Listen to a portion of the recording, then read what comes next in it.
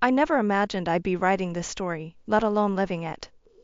But life has a way of throwing curveballs that knock you flat on your back, and my pitch came one rainy Tuesday morning, 12 years ago. That's when I lost Mike, my husband, and my daughter Amy's father. The police officer's words still echo in my head sometimes. "Mrs. Thompson, there's been an accident. A drunk driver had run a red light," they said. Mike never had a chance. I'm Karen, and at 32, I became a widow with a 9-year-old daughter to raise. The first few weeks passed in a blur of funeral arrangements, casseroles from neighbors, and trying to explain to Amy why Daddy wasn't coming home. The financial reality hit hard and fast.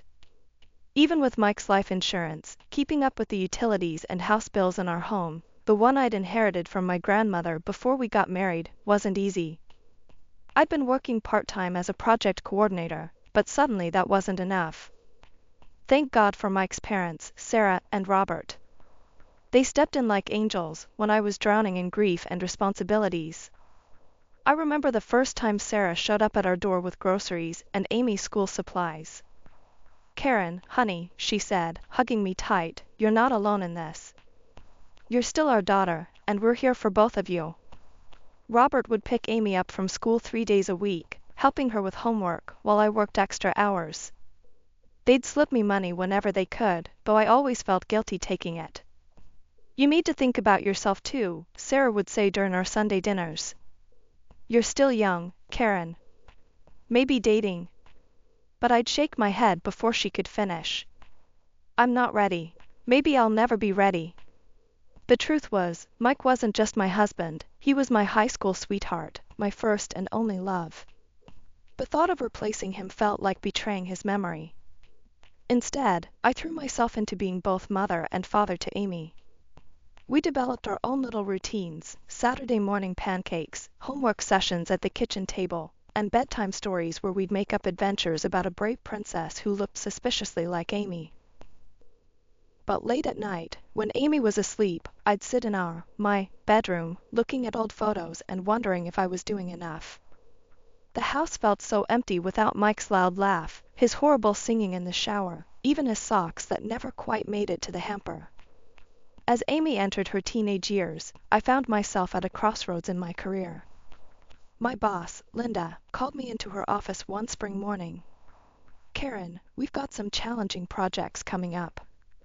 Higher stakes, bigger budgets. I think you're ready for them." She slid a folder across her desk. "It'll mean some travel, though." I hesitated, thinking of Amy. "I don't know, Linda. My daughter. Your in-laws are still around, right?" She leaned forward. "Karen, your daughter's 13 now. It's time you started thinking about your career too." The projects were challenging, but exhilarating. Each successful completion brought new opportunities, and my income grew steadily. I still remember Amy's face when I came home from my first business trip. "Mom, you look different," she said, studying me. "More, I don't know, alive?" She was right. I felt alive again, not just surviving, but thriving. The years flew by in a blur of project deadlines, parent-teacher conferences, and weekend visits with the in-laws. Before I knew it, Amy was graduating high school. "Mom, I got in," she screamed over the phone one day. "University of Michigan. Can you believe it?" My heart sank and soared simultaneously. Michigan was 3 states away, but Amy's voice was so full of excitement. "That's wonderful, sweetie. We'll make it work." The day we dropped her off at college, I cried all the way home. But then something unexpected happened. I started to enjoy the quiet. For the first time in years, I could focus on myself. I cut back my hours at work, hired a contractor to renovate the kitchen I'd been complaining about for years, and planted the garden I'd always dreamed of. Amy and I kept in touch through regular Skype calls. "Mom, you won't believe what happened in chemistry today," or "Mom, the cafeteria food is terrible." I watched through my computer screen as my little girl grew into a competent young woman. Her graduation day was perfect, sunny, but not too hot. Sarah and Robert sat beside me, all of us beaming with pride as Amy crossed the stage. I'm staying here, Mom, she announced over dinner that evening. I've got a job offer at a marketing firm. I nodded, trying to hide my disappointment. But maybe this was better. She was building her own life, just as I had built mine. 2 years later, Amy showed up on my doorstep with a tall, handsome man named James. "Mom, we're getting engaged," she squealed, flashing a diamond ring. I was ecstatic. Robert and I immediately offered to help with the wedding expenses. But as the plans grew more elaborate, so did the costs. Each week brought new requests: designer dress, luxury venue, exotic flowers, premium catering. "Honey," I said gently one evening during a particularly expensive cake tasting, "maybe we should consider something a bit more modest?" Amy's eyes immediately welled up with tears. "But Mom, you should see Melissa's wedding photos on Instagram. And Rachel's reception was in that beautiful vineyard. I can't be the only one with a basic wedding." I looked at my daughter's pleading face and felt my resolve crumble. What was money compared to her happiness? So I dipped into my savings again, and the wedding was everything she'd dreamed of: a fairy tale celebration in Michigan complete with ice sculptures and a 7-tier cake. After the extravaganza of Amy's wedding, my bank account needed recovery time, and honestly, so did I. The house felt serene again, and I settled back into my routine. Then, 6 months after the wedding, Amy called. "Mom, we're coming to visit this weekend. We have something exciting to discuss." That Sunday morning, I was making coffee when they arrived. "Mom, you won't believe what we're planning," Amy exclaimed, settling onto our kitchen bar stool. Her eyes were sparkling with that same look she used to get when asking for a new toy as a child. "We're going to open our own business," James announced proudly. "An auto parts store." I poured them coffee, nodding encouragingly. "That's interesting. Tell me more about your plans." "Well," Amy leaned forward, "we found the perfect location. It's in a great area with lots of traffic. We just need some startup capital." When Amy named the figure, I literally choked on my coffee, splattering some onto the counter. "You're joking, right?" "Mom, it's a solid investment." Amy's voice took on that wheedling tone I remembered from her teenage years. "The location alone." "Have you done any market research?" I interrupted, wiping up the spilled coffee.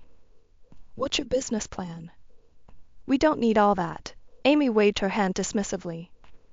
"Mom, we know what we're doing." "I have a business degree, remember?" "A marketing degree," I corrected. "And James, what's your experience with auto parts?" "I've always been interested in cars," he mumbled. "Look," Amy's voice hardened, "I'm your only heir. Everything you have will be mine eventually anyway.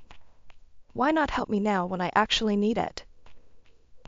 The coffee cup froze halfway to my mouth.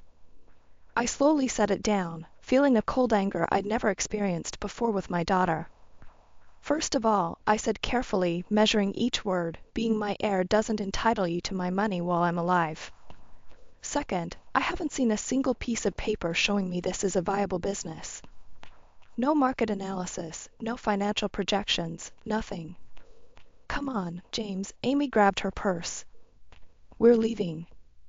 Obviously, Mom cares more about her money than her only daughter's happiness. They stormed out, the door slamming behind them. I sat there for a long time, staring at their untouched coffee cups. Weeks passed without a word from Amy. Then I saw it on Facebook, photos of a storefront with a grand opening banner. "Dreams do come true," Amy's post read.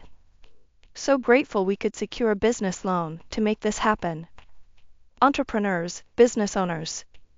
More posts followed, Amy behind the counter, James arranging displays, both of them smiling in front of fully stocked shelves. Then came the vacation photos, Amy and James on a Hawaiian beach, cocktails in hand. When hard work pays off. Business success, living our best life. Then the tone of the posts started to change. The photos became less flashy, the captions less boastful. Business photos disappeared entirely, replaced by vague inspirational quotes about learning from challenges and staying strong through storms. Finally, 6 months after their grand opening, Amy posted a long message. Life doesn't always go as planned. Sometimes you have to know when to close one door so another can open. Today we're announcing the closure of Thompson Auto Parts. Thank you to all our customers who supported us on this journey. New Beginnings Life Lessons. The doorbell rang on a chilly October evening. I wasn't expecting anyone, so I muted the TV and approached cautiously. Through the peephole, I saw Amy and James, looking nothing like the confident entrepreneurs from their Hawaii photos. When I opened the door, Amy burst into tears. James stood behind her, staring at his shoes. "Mom," Amy's voice cracked. "We need help. We lost everything," James finally spoke.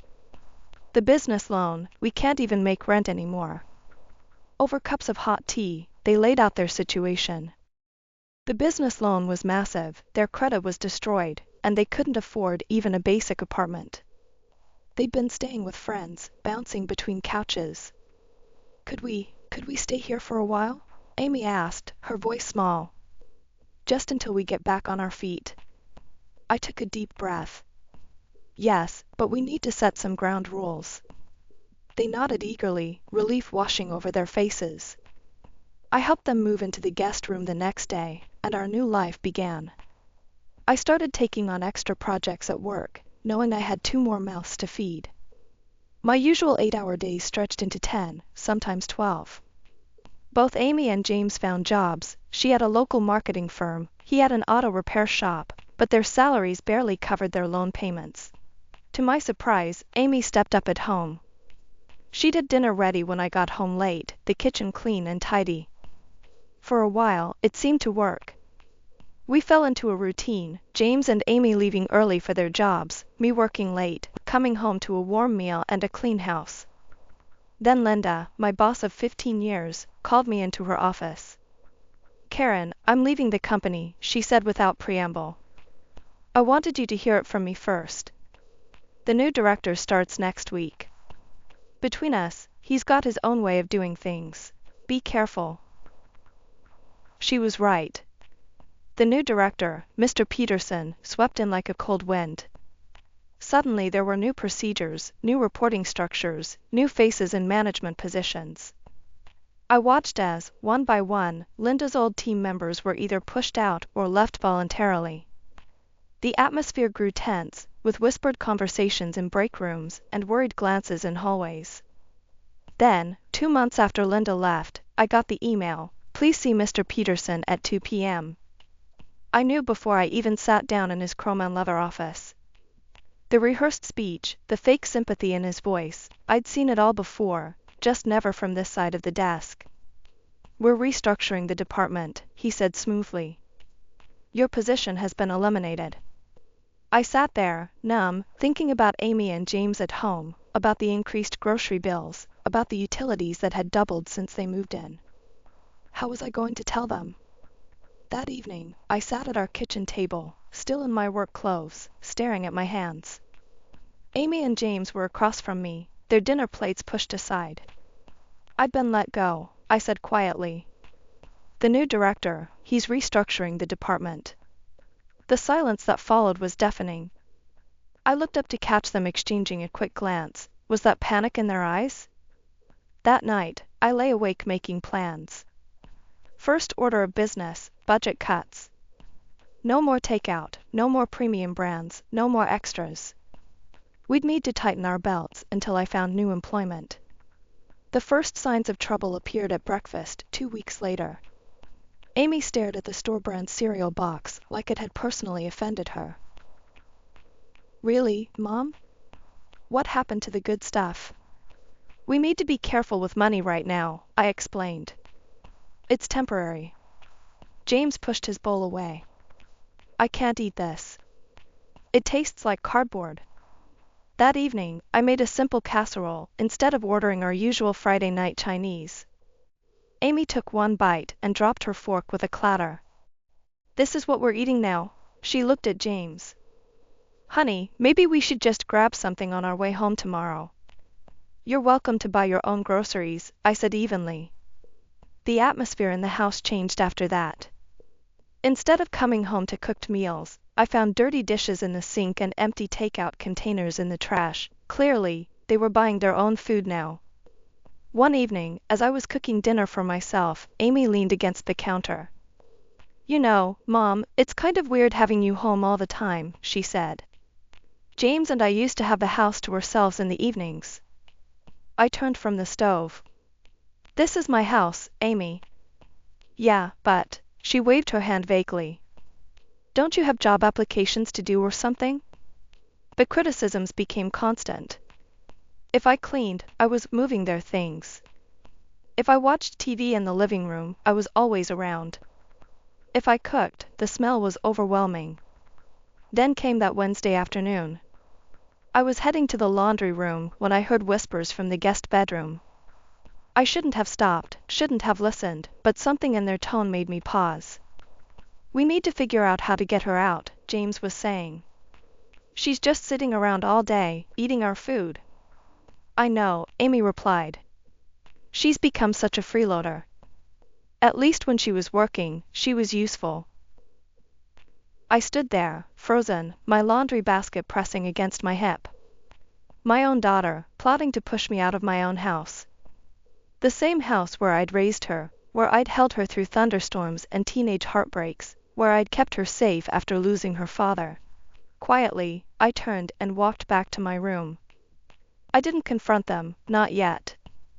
Instead, I sat at my desk and powered up my phone's voice recorder app. Something told me I might need evidence of their conversations. The tension finally broke over a pot roast dinner I'd made.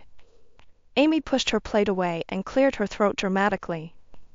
"Mom, we need to talk about the living situation," she announced, exchanging glances with James.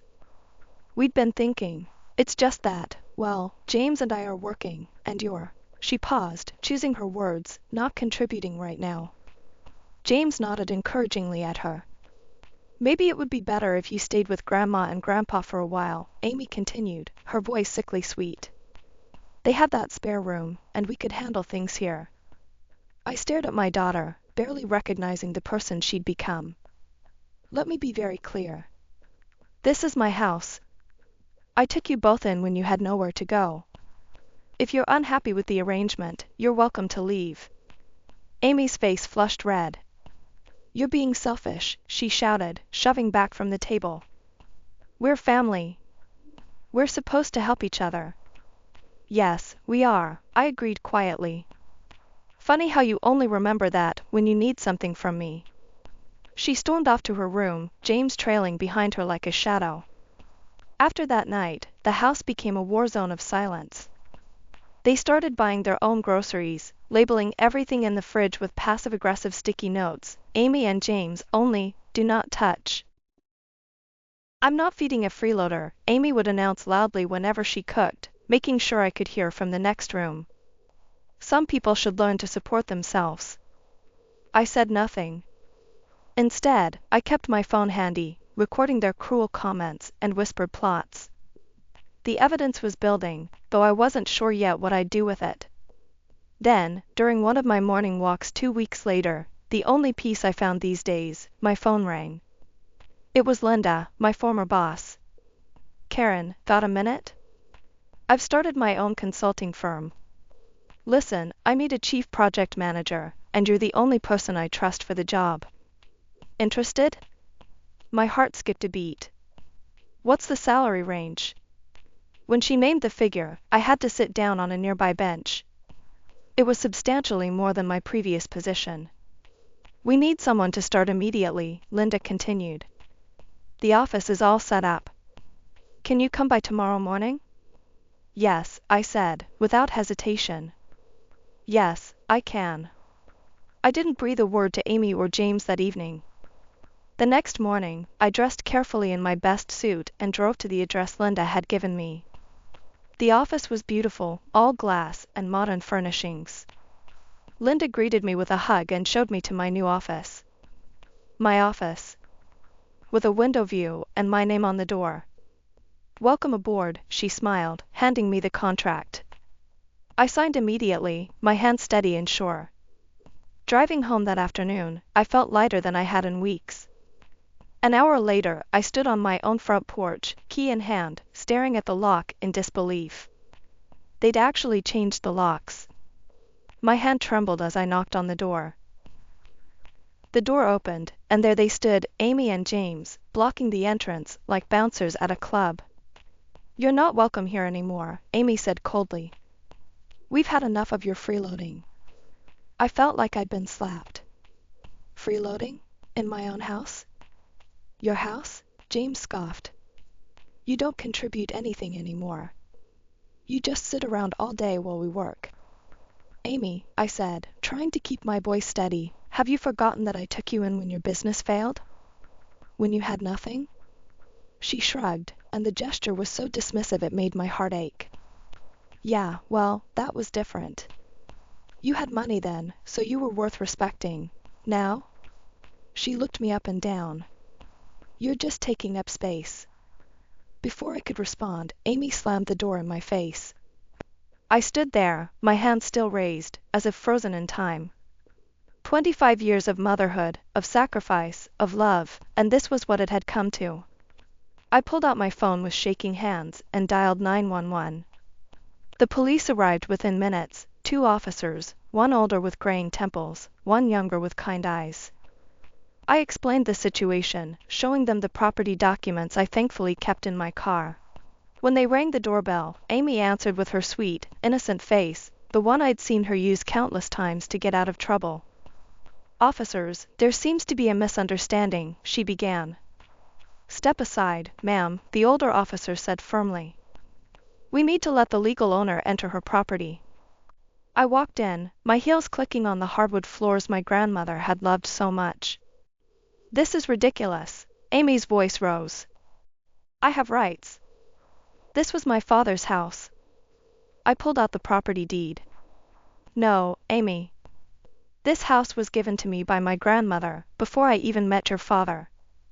It was never his, and it's certainly not yours." But, her face crumpled. "Where are we supposed to go? We have nowhere else." For a moment, I saw my little girl again, the one who'd come to me with scraped knees and broken toys, trusting me to fix everything. But then I remembered the recordings on my phone, the cruel words, the changed locks. "That's not my problem anymore," I said quietly. "You didn't care where I would go when you locked me out. Pack your things and leave." "Mom, please." Amy started crying, but I'd seen this performance before. "Officers," I turned to the police, "could you please ensure they leave the premises?" They nodded, and I stood in my living room, watching as Amy and James stuffed their belongings into suitcases, all while Amy alternated between crying and glaring at me. Finally, they were gone. I locked the door behind them, then immediately picked up my phone.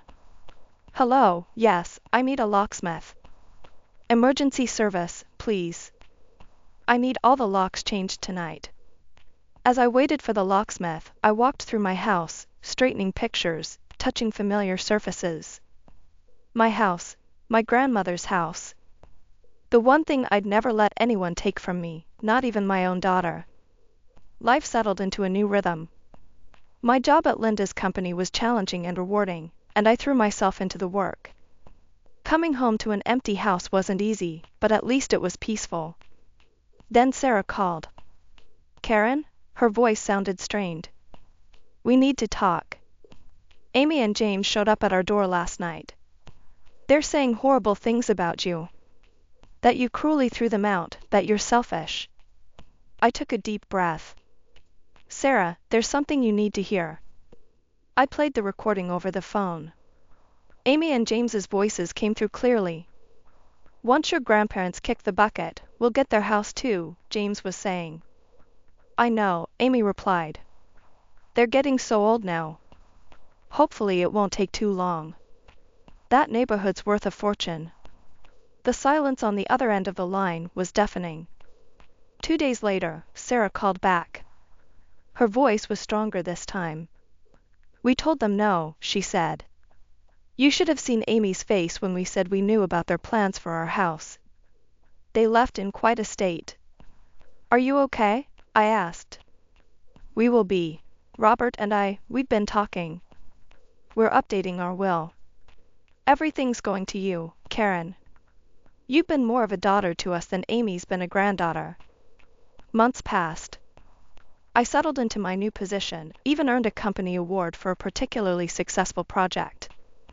Then one day, a Facebook message popped up. Amy. Mom, I heard about your new job.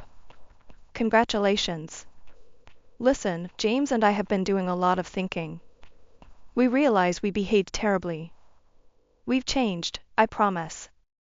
Could we come home? We'll be different this time. I stared at the message for a long time, remembering the little girl who used to climb into my lap during thunderstorms, the teenager who rolled her eyes but still kissed me goodnight, the bride who looked so beautiful in her wedding dress. But I also remembered the cruel words, the changed locks, the calculated plots against her own grandparents. Amy, I wrote back, I don't believe you've changed. I think you've just run out of options. You need to solve your own problems now. I'll always be your mother, but I can't be your safety net anymore. She didn't respond. That was a year ago. Sometimes I drive past places that hold memories, her old school, the park where she learned to ride a bike, the ice cream shop where we celebrated every report card. I wonder if she thinks about those times too. Sarah and Robert come over for Sunday dinners now. We talk about Amy sometimes, wondering where she is, hoping she's okay. They've officially changed their will, as they said they would. You'll know what's right when the time comes, Sarah told me, squeezing my hand. The truth is, I do still hope for reconciliation someday. Not the quick fix Amy proposed in her message, but a real healing. One based on honest conversations, genuine remorse, and true change. Until then, I focus on my work, tend to my garden, and care for Sarah and Robert as they cared for me all those years ago.